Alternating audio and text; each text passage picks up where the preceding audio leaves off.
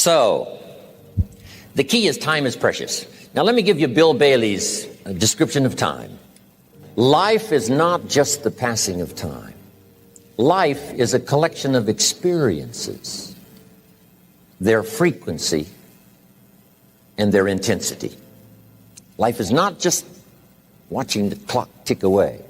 Life is a collection of experiences, their intensity, their frequency. Whatever the span of your life turns out to be, here's what you want to fill it up with: experiences and the intensity of those experiences. But now let's talk about the management of time. When should you start the day? As soon as you have it finished. Plan the day the best you can, leaving plenty of room for improvising and surprises and all the stuff that happens during the course of the day. But if you've planned a good, productive day, now you start that day, you can't believe how much more valuable your time will be. Don't start the day until you have it finished. Now here's the next one. Don't start the week until you've had it finished. Now to lay out a week is a pretty good challenge. Next, don't start the month until you have it finished. The places to go and the people to see and the productivity and the sales and the customers and the development and all the rest of what you want to accomplish during the course of 30 days. Don't start the month till it's finished. And then here's the big one. This is really challenging. Don't start the year until you have it finished. To the best of your ability. It can't be finished like minute by minute. But in terms of the sweep of what you want to accomplish, make sure that that's set and ready to go by the time January 1st rolls around. Now, jot this down. Approaches to the management of time. Here's the first one. Ignore the subject. I mean, that's good advice. Don't let anything overly bug you. Because remember now, you don't have to do anything. Someone says, well, I got to get a handle on my time. The answer is no, you don't. If you want to let it all go, you can let it all go. I mean, this is good advice. Somebody says, you ought, you ought, you ought. Jot this down. Ignore all the you oughts or you should. Only if they're giving general information. We should. It's better to say if you're teaching, we should. Not you should, we should. Then you let me listen in without it being too confrontational. If everyone did this, see, that'd be great. And then you give a person a chance to choose to do it or not to do it. But when you start the you ought, now see if I don't, now see we got some tension and maybe some problems. So you oughts seem to always create problems. When you're talking to your kids, you say, no, if kids would do this, not always saying if you did this, life would be better. But if kids did this, life would be better. It's like making a little talk and letting them listen in. And then it's a little less confrontational. It gives us a choice. In one of my seminars, here's what I teach. All life forms strives to the max of its potential except human beings. How tall will a tree grow? As tall as it possibly can. You never heard of a tree growing half as high as it could. No, trees don't grow half. A tree drives its roots as deep as it can, reaches as high as it can, produces every leaf it can, every fruit it possibly can. To the max. Every life form strives to the max, except human beings. Now, why not human beings? Jot this down. You've been given the dignity of choice. You're not a robot. You don't have to repeat this year the same as last year. You can tear up last year's plan, develop a new plan. So, the dignity of being a human being. Now, here's the choice on being a human being. To be part of all we were meant to be, or to be all. To strive for all, or half, or part, or some. The choice is up to you. To develop one skill or 10 skills. Someone says, well, I'd be happy with just one more language. Well, some say, hey, I'm going to learn 6 or 7. And this is all a matter of choice. And when someone says, no, you ought to learn 4, you've got to resist all that. Because this is personal dignity. And you don't want to destroy someone's dignity by doing all the oughts, and then they feel reluctant to do it. Now we've got problems. So if you want to, just ignore this subject on time management. Now here's the next one. Step down to something easier. The guy's in sales, and he says, oh, I want to own the company. Finally owns the company. Now he's got no time to play golf. He said, when I was in sales, I was making big money playing golf 3 days a week. Heck with this owning something. Heck with managing. My life was never my own after I started to manage. I'm going back to sales. See, this is the key. If you're getting too pressed, you might consider stepping down to something with a little easier time pressure. Next key to time management, and that's work longer and harder. But see, there's a limit to that. I almost lost my health the first year. I went so crazy about personal development and achievement. I just went bonkers. You know, I told you I was skinny, but at the end of that first year, I was a walking shadow.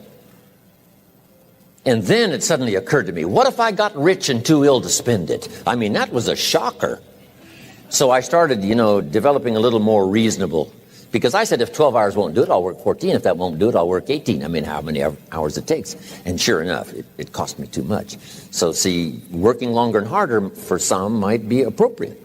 If you're just sitting around not doing that much, this might be good, work longer and harder. But you can only work so hard. Here's the key, not to work harder, but smarter. When you've worked as hard as you can, doing the best you can in terms of physical output in the time, reasonable time. Now here's the ultimate in the management of time, and that is you simply become more skillful. When I first got into sales, I was around people that could get, 9 out of 10, 8 out of 10. And when I first started, I could only get 1 out of 10. But here's what I did. I worked around the clock, so that I would make up in numbers what I lacked in skill. That's good in sales. You got to jot that down. When you're new, you make up in numbers what you lack in skill. Now, when you become more skillful, the numbers can go down because now your persuasive ability and all of that is now so high that you don't need to put as many numbers out. But at first, if you want to compete or if you want to really get good, you've got to put in the numbers. But if you get more from yourself, develop more of yourself, now the time management becomes an easier task. Now here's the next thing. Either you run the project or it runs you. I've found out when you start something, at first you're in charge. All of a sudden, a year later, it's in charge. Some of the companies I started, I'm telling you, I'm in control. A couple of years later, I'm out of control. At first, I've got it on the run. 2 years later, it's got me on the run. Haven't got enough time. I'm dizzy with trying to get it all done. So here's part of the key, and that's to get in charge. Say, I'm going to take charge of my health. Take charge of your time. Take charge of your resources, which we're going to talk about next. You're the one that's responsible for it. It's not a requirement of society that you not have a heart attack and take care of your family. That's not a requirement of society, but you must make it a requirement of yourself. Society doesn't require that you build a financial wall around your family nothing can get through. That's not a requirement of society. It's a requirement you impose on yourself to build a financial wall around your family nothing can get through. So impose on yourself this self-development of being in charge, taking charge of your life and your health and your future and your responsibilities and all the rest. Next, reasonable time is enough time to achieve all of your goals. Just jot that down. Reasonable time is enough time. I had to learn that. Reasonable time is enough time. Here's why. It's not the hours you put in, it's what you put in the hours. If you start depositing greater ideas into the hours you've got later than now, I'm telling you later, you can't believe the productivity that will flow. The ideas you can't think of now, a year from now, they'll start to flow. And when you deposit those ideas in the hours you've got, productivity multiplies by 2, 3, 5, 10. Next, time management essential. We've already covered the first one, a written set of goals. And then do priorities on your goals. What's important this week? What's important this month? Here's the next one. Often review. Just go over your goals to make sure that your list is working for you. It's got you inspired. It's got you turned on. Somebody says, how come you're up so early? Say, if you were headed where I'm headed, you'd be up early too. If you were going to meet who I'm going to meet, you'd be up early. If it was going to stack up for you like it's stacking up for me, you'd be getting up early. Here's some more time management essentials. Learn to study what we call majors and minors. You pick up the phone. Here's what you must say when you pick up the phone. Is this a major conversation or a minor conversation? If it's minor, a few pleasantries and you're done. If it's major, maybe you've got to make a few notes. So here's the next one. Important conversations, make an agenda before you make the call. Just jot down a little agenda. It's so easy now to just talk out of your head. Did you ever hear a conversation end like this? Let's see, there was something else. See, you don't look that swift. I can't think of it right now. I'll call you back. See, you look a little incompetent. Let's see, there was something. It escapes me right now. Really? So have you got this now? Make an agenda before you make a call if it's an important call. Now later that saves you all kinds of stuff. So what's major, what's minor? Now here's the key on this. Don't major in minor things. If you take up major time to do minor things, I'm telling you, you'll be behind the curve constantly. Here's what we learn in sales training. What's major time and what's minor time? And if you took a look, if you're in sales and you took a look at a week, you'd say, my gosh, I'm spending 90% of my time on the minor stuff and so little time on the major stuff in the presence of. How many hours in the presence of in my day? How many hours in the presence of during my sales week? Because the time that really counts is in the presence of majors and minors. Here's another key time management essential. Don't mistake movement for achievement. It's easy to get faked out by being busy. Guy comes home at night all exhausted, falls in the chair and says, oh, I've been going. Here's the big question. Doing what? It's not the going. Some people are going, and they're doing figure eights. Progress is small. So don't mistake movement for achievement. Now here's a big one, concentration. I had to learn this. All those years ago, I'm in the shower trying to compose a letter. Found it turns out to be a strange letter. So here's what I learned to do. Save the work till you get to the office. Save the work till you get to the work. Don't try to get to the office on the way to work. On the way to work, enjoy the way. In the shower, enjoy the shower. Then go to work when you get to work. I found this to be helpful. Concentration. Here's another big one. Learn to say no. I'm telling you, in such a social society we have now, it's so easy to try to be a nice person, saying yes to everything. Find yourself overloaded. Now you got to call and make well, gosh, all the time it takes to back out of something that you said yes to too quickly. Here's what might be better. I don't think so, but if that changes, I'll call you. Little things you can use not to overcommit yourself. My friend Ron Reynolds says, don't let your mouth overload your back. It's a good one. Now, here's a big one on time management. When you work. When you play. Don't mix the two. Don't work at play. I used to take my family to the beach and I would bring my briefcase. I learned not to do that. Or at the beach, I'm saying I should be at the office. Now my family's upset because I'm at the beach and I'm thinking office.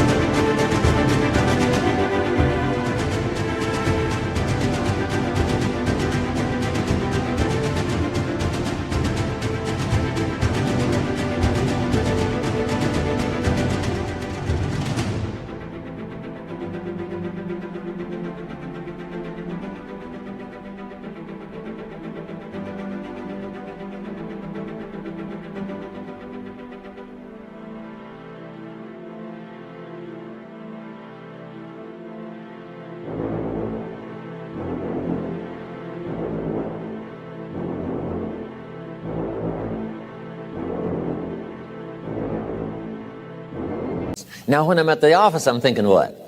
I got to get my family to the beach. So things are not going too well at the office because I'm thinking beach, and things are not going too well at the beach because I'm thinking office. Here's what I learned to do. At the beach, be at the beach. At the office, be at the office. When you work. When you play. Don't mix the two. Don't work at play. Now, here's one of the most important ones. Don't play at work. Work is too serious. But I'm telling you, you got to be serious about work because you're parting with a piece of your life for the work you do. Your work costs you a piece of your life. Here's what it's called. Serious business. Not grim, not unhappy, but serious. Here's another key phrase. All work is good. You may not like your job, but if it's the stepping stones to get you to where you want to go, you got to appreciate your job. You don't have to have a passion for your job. Here's the ultimate passion. A passion for incredible success in every department of my life. That's the passion. But don't look down on some menial job you have to do to finally get you to where you want to go. No job is menial. No job is not, no, every job is noble. Training life for pay, making a contribution to society. Next, analyze how you are. And if you have some weaknesses, if you can't, doesn't seem like you can change, here's the key: get it covered.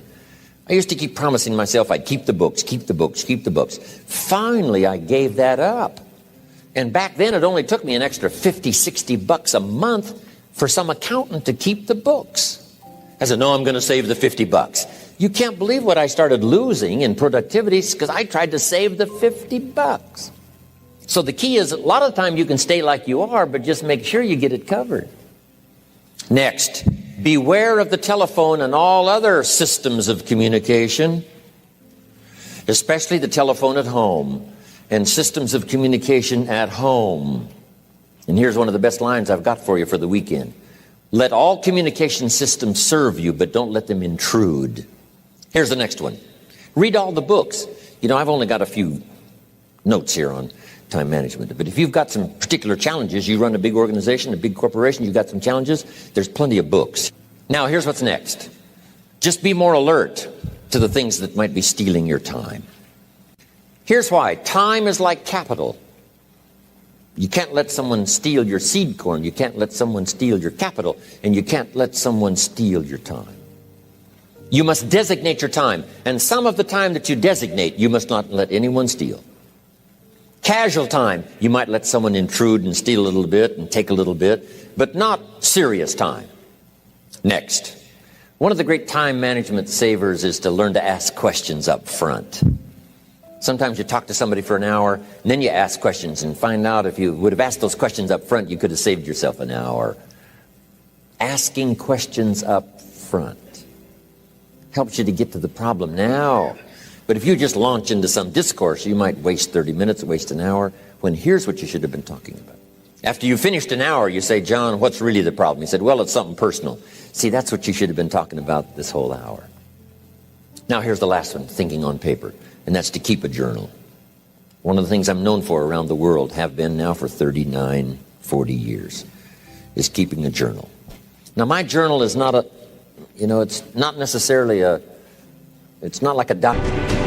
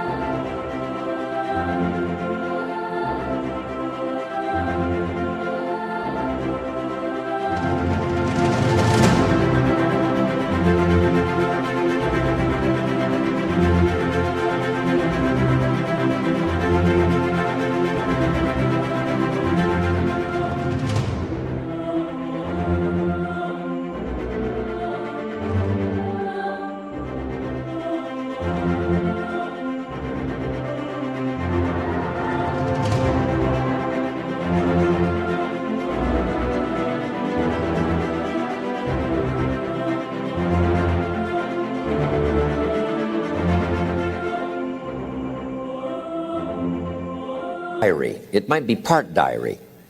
You know, I'm flying over Ireland and I write down a few little things that impress me. Today I met this person. Wow, what an extraordinary event. Today I conducted this seminar in Rome. 1,000 people stood up and sang for me. I've got a little bit of a diary in there. But here's what primarily your journal is for: collecting good ideas. A journal is to collect good ideas on your health, good ideas for your business, good ideas for your future, good ideas for time management. Because I used to take notes on pieces of paper and torn off corners and backs of old envelopes and restaurant placemats. And I threw all this stuff in a drawer. It did not serve me well. I finally learned to get a bound copy, right? And just keep a journal, right? If I was here, I had my journal, I'd be taking notes, right? These 2 days in my journal. Now, if you're caught without your journal, you just take the notes when you get back home, put those notes in your journal, throw the paper away. Because we don't usually go through paper to review. But see, my journals now make up a significant part of my own library. Here's what's next. to leave behind, and that's your library.